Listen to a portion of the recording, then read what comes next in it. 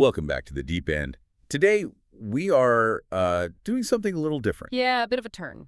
Usually when we dig into these topics, Hmm. whether it's tech or psychology or business, we're always looking at things you can add to your life. Right. New tools, new strategies, new habits. Exactly. Things to layer on top of what feels like, already existing chaos. Hmm. But today, we are looking at a stack of sources, articles, research papers, a lot of productivity guides that all suggest the secret to modern achievement might actually be about subtraction. And not just a little subtraction. Extreme subtraction. It's a concept that feels, almost counterintuitive in 2026, doesn't it? It really does. I live in this era of more. More apps, more notifications, more hustle, more side hustles. Always more. And yet the sources we're diving into today are all pointing toward a very, very old idea that has been sort of repackaged for the digital age. We're talking about monk mode. Okay, and before everyone listening hits pause, thinking we're about to suggest moving to a monastery, shaving our heads, or We're taking a vow of celibacy. Yeah. let's just clear the air immediately. Yeah. This isn't a religious thing, is it? We're not going there. Not at all. And that is probably the most important distinction to make right up front. Okay. While the name monk mode, obviously, it borrows from monastic traditions, the isolation, the discipline, the turning inward, the application here is entirely secular. So it's a metaphor. It's a metaphor. Oh. The sources describe it strictly as a productivity phenomenon. So think of it less as a spiritual awakening and more as a specific shortcut or maybe a hack to achieve massive specific goals in a really compressed time frame. It's interesting you call it a shortcut, because when I look at the state of the modern worker, and I definitely include myself in this, a shortcut sounds very, very appealing. Oh, yeah. We seem to be dealing with this, a plague of distraction. Plague is exactly the right word. The source material paints a pretty grim picture of our current cognitive environment. Well, we're living in what they call an attention economy. You have social media algorithms that are, frankly, smarter than we are. For sure. You've got a 24-hour news cycle that absolutely thrives on anxiety, and then you have workplace tools like Slack and email that are literally designed to fragment your attention every, 3 minutes? Oh, at least. I relate to that so much. It's that busy but not productive trap.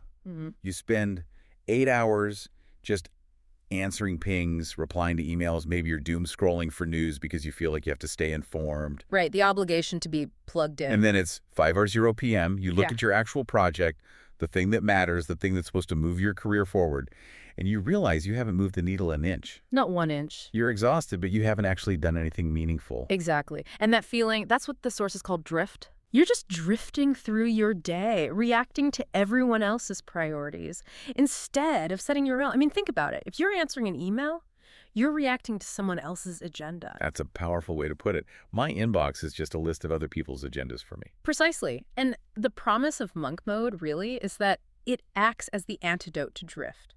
It's a period of intense focus, isolation, and discipline designed to shock your system out of that reactive state and into a truly creative one. Okay, so let's get a clean definition on the table for everyone. If I'm going to go into monk mode, what am I actually doing? If we synthesize the definitions from all these authors like Niels Bohrman and the various guides we have here, monk mode is defined as a temporary, intentional disconnection from distractions to achieve specific high-impact goals. I want to double-click on 2 words you just used there. Yeah. Temporary and intentional. Yes, those are the crucial distinctions. This is everything. Because you aren't checking out of society forever. This isn't about becoming a hermit or, a recluse. It is a sprint, not a marathon. Right. A great analogy that appears in a lot of the research is comparing it to a professional athlete's training camp. Okay, not that. Or even better, and this was my favorite one, NASA astronaut training. Astronaut training. I love that. Okay, break that down for me. Well, think about it. An astronaut doesn't live in the simulator, right?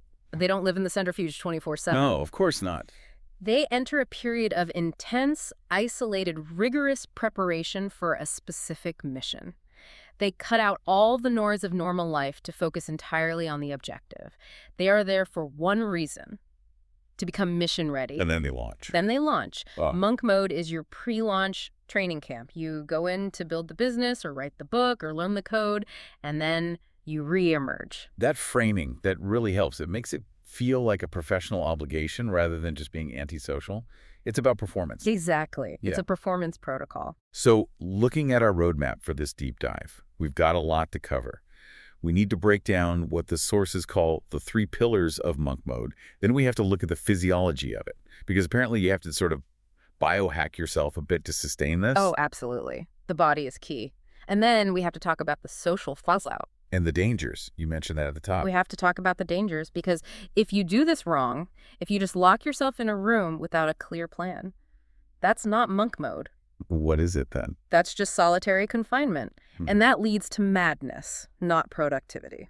Fair point. Okay, so let's build the foundation first. The sources identify these 3 main pillars. Pillar number 1 is goal setting, or what they call the North Star. Why is this the first step? Why can't I just say, I'm going into monk mode to get my life together and just see what happens? Because aimless isolation is genuinely dangerous. The human brain is a pattern-matching machine, you know? It craves input. It needs stimulus. So when you strip away all the normal noise of your life, the Netflix, the parties, the endless scrolling, the office gossip, you are left with a massive void. And silence is loud. I've heard that. If you do not fill that void with a clear, compelling purpose, your brain will start to eat itself. It will invent anxieties. It will ruminate on past failures. It will just spin. So you need to give it a job to do. You need to give it a mission. You need a target to direct all of that newfound energy toward. The sources are absolutely adamant about this. You need absolute clarity before you even start. Okay, so we're all familiar with SMART goals: specific, measurable, achievable, relevant, time-bound. Is that what we're talking about here, or is it more than that? That's the baseline, yes. That's like table stakes. But monk mode demands you go even further. How so? The consensus in all the texts is that you must strictly limit your focus, brutally limit it. Okay. You cannot enter monk mode to learn Spanish, launch a startup, train for a triathlon, and write a novel all at the same time. That sounds like my New Year's resolution list. It's everybody's list. But the cognitive load is just too high. You will burn out in 3 days, guaranteed. So pick one thing. Is that the advice? 1 to 3 maximum. But honestly, looking at the success stories they document in the data, 1 is best. Really? Just one? Just 1. If you're writing a book, that is your monk bold. Everything else in your life is just maintenance to support that goal. There's a fascinating concept from this author, Niels Bohrmann, that's mentioned in the material. He calls it the high desire, high talent rule. I saw that. I circled it in my notes. It seems like a really smart filter for choosing what to actually work on. It's not just about what's profitable or what looks good on a resume. It's brilliant. It's so insightful. Bohrmann argues that monk mode is inherently difficult. It involves a degree of suffering. You know, you are denying yourself dopamine. You're denying yourself comfort. Right. It's not supposed to be easy. It's not. Yeah. So you shouldn't use that precious, difficult time for something you hate or you're bad at. That makes so much sense. If you try to force yourself into isolation to do something you dread, you will fail. You'll just find more creative ways to procrastinate. The idea is to align your goal with something you have a natural talent for and, crucially, a deep, burning desire to achieve. So don't go into monk mode to learn, I don't know, advanced calculus if you hate math just because you think you should. Precisely. That's a recipe for misery. You want to leverage your natural strengths. The isolation should act as a magnifier for your talent, not a spotlight on your weaknesses. You're pouring gasoline on a fire that's already there. That's the perfect analogy. You want to get into a state of flow, and as we know, flow happens when high challenge meets high skill. The sources mention a classic high-profile example of this whole North Star concept in action, which I think really solidifies it for people. Bill Gates. Ah, the Think Weeks, yes. Yeah. This is legendary in tech circles. Can you explain it for people who haven't heard of it? So twice a year, especially during the 90s when he was running Microsoft at its absolute peak, Gates would retreat. He'd go to a secluded cabin in the woods in the Pacific Northwest. Completely alone. Completely alone. No family, no friends, no Microsoft employees. Just him, a caretaker who would slide food under the door, and a massive stack of white papers, books, and engineering specs. That was it. And he wasn't coding?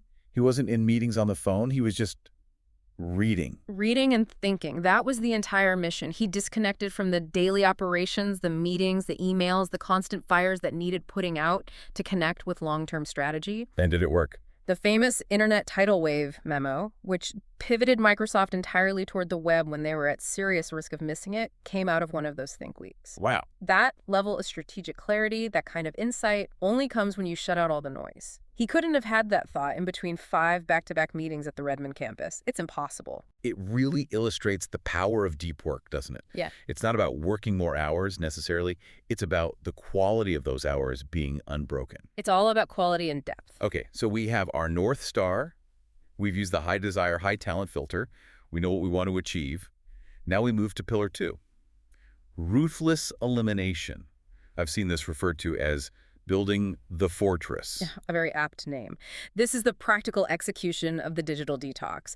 And the sources, I mean, they do not mince words here. They're very direct. What kind of language are they using? They use terms like cutting out, deleting, and blocking. This isn't about, reducing your screen time by 10% or setting a timer on your Instagram app. So no half measures. No. This is about making distraction impossible, or at least as close to impossible as you can get.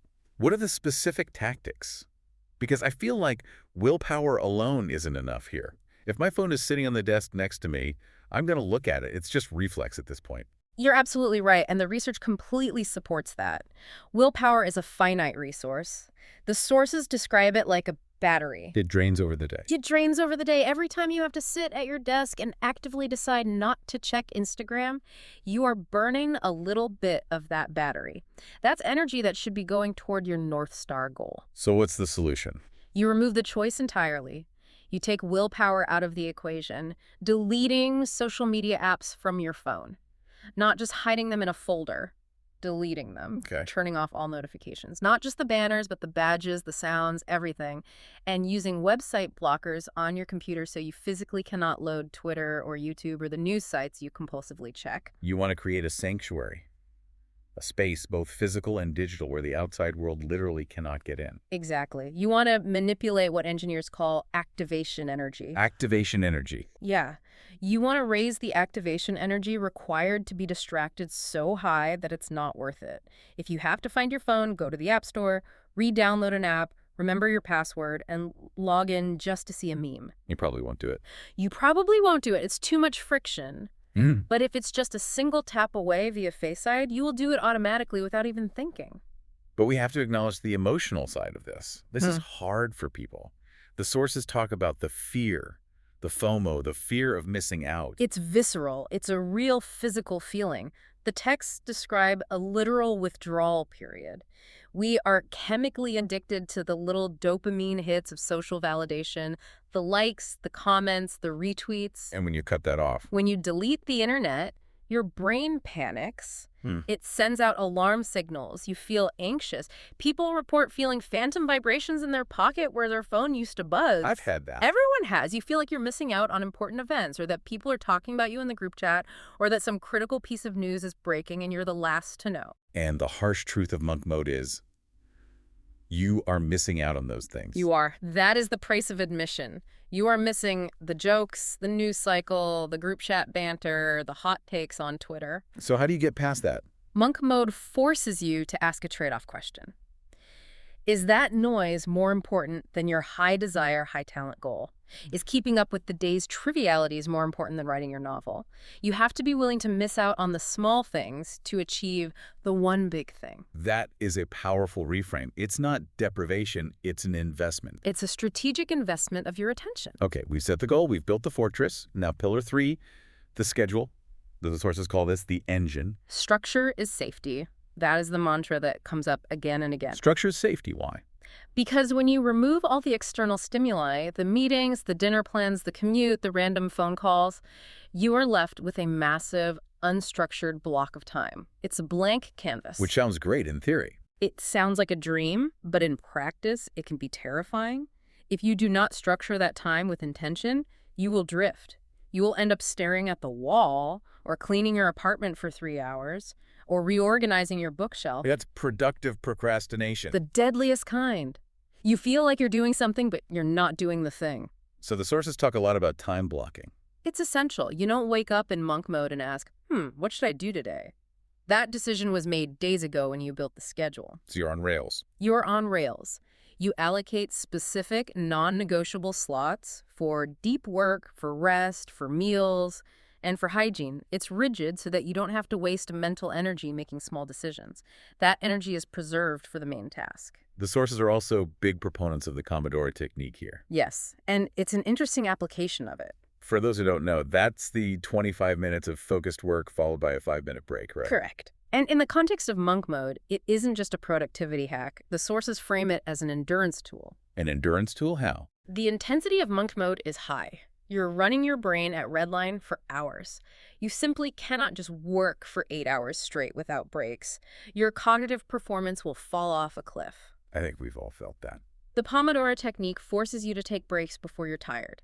It manages your energy. This keeps the engine running longer and at a higher quality. It prevents that massive burnout that usually hits around 2:00 p.m. The sources provided a hypothetical monk mode morning routine. Let's walk through it because I think it helps to visualize what a day actually looks like. Sure. It started at 6:30 a.m. with deep work.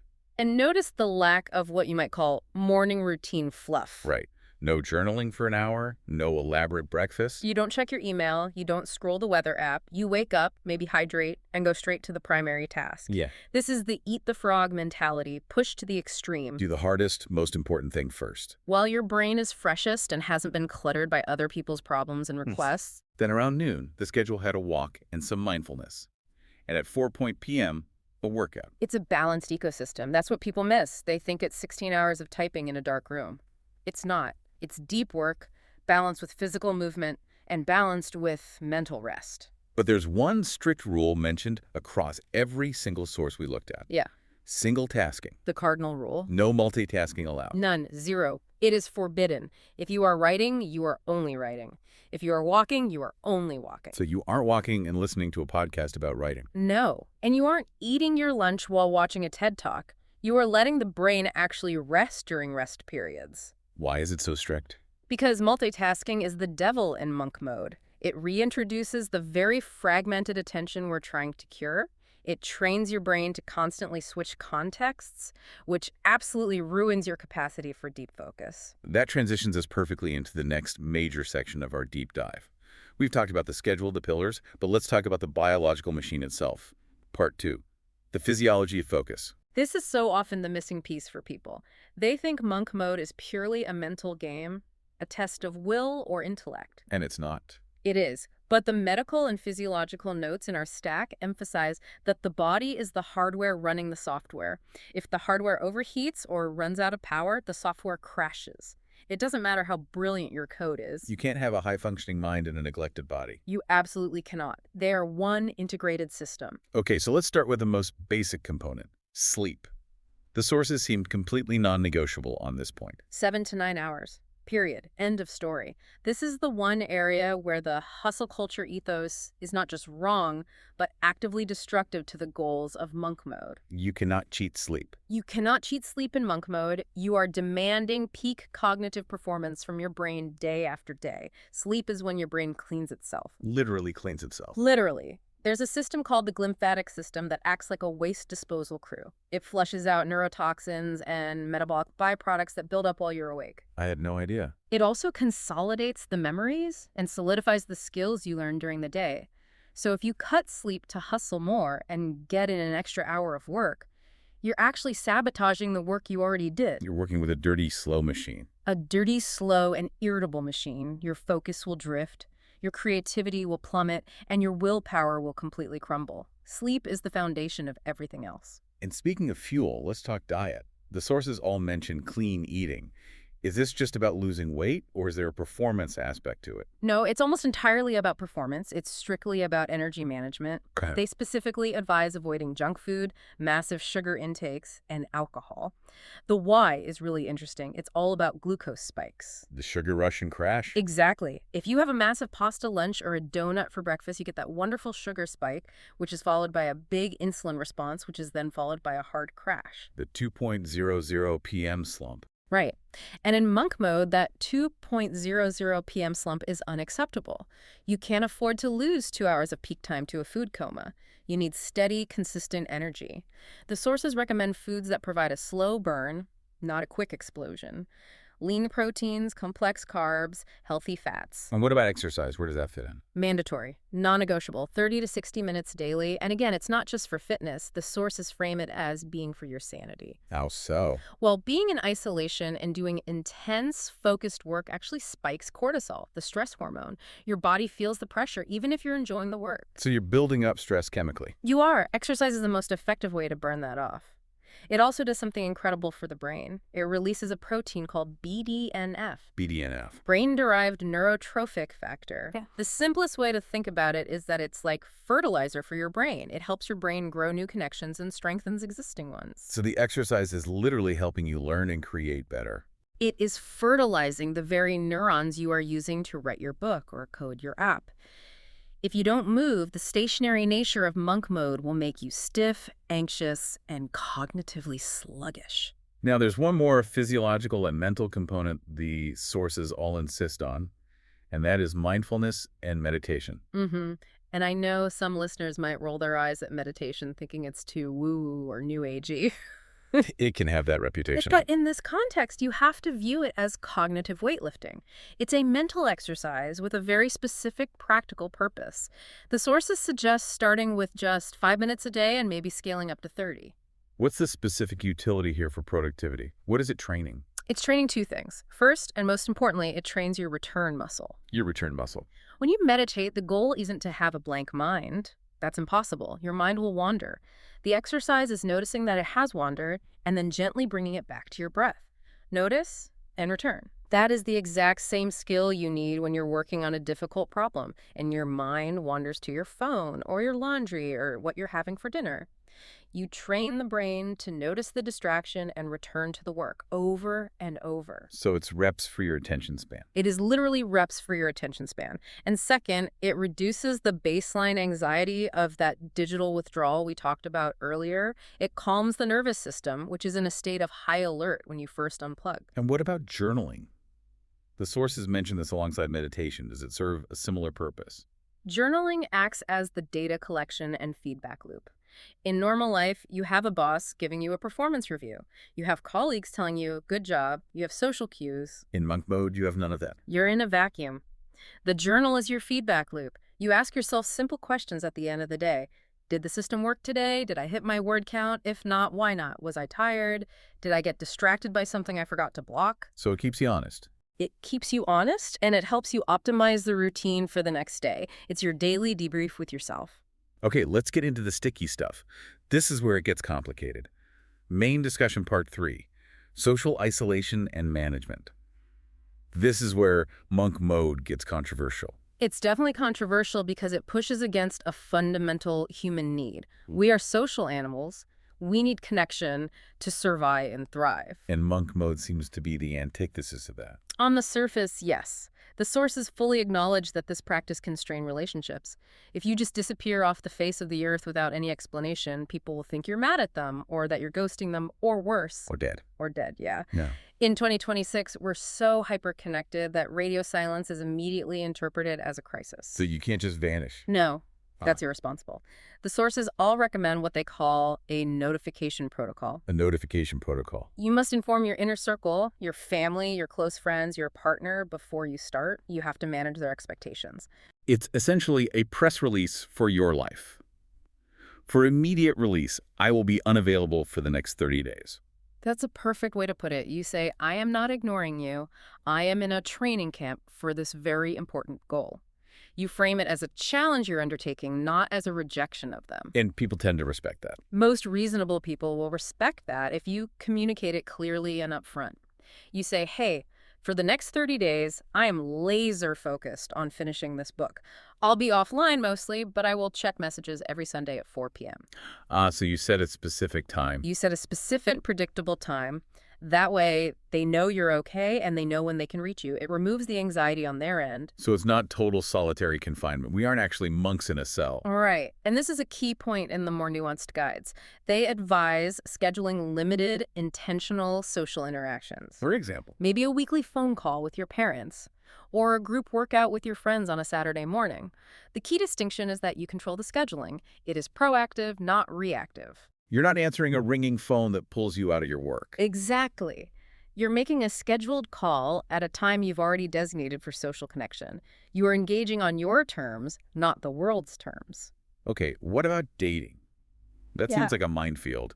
The sources had some pretty specific advice there. That's a really tricky one. The sources generally advise pausing dating activities if you're single. Pausing completely. Yes.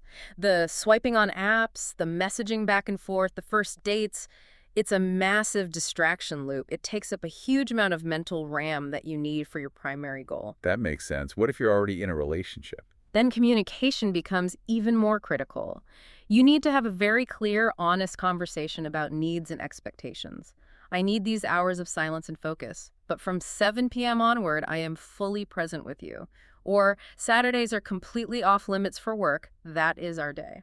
So you have to create boundaries within the home. You have to. You cannot just lock the door and ignore your partner for a month. That's not monk mode. That's a recipe for a breakup, not a breakthrough.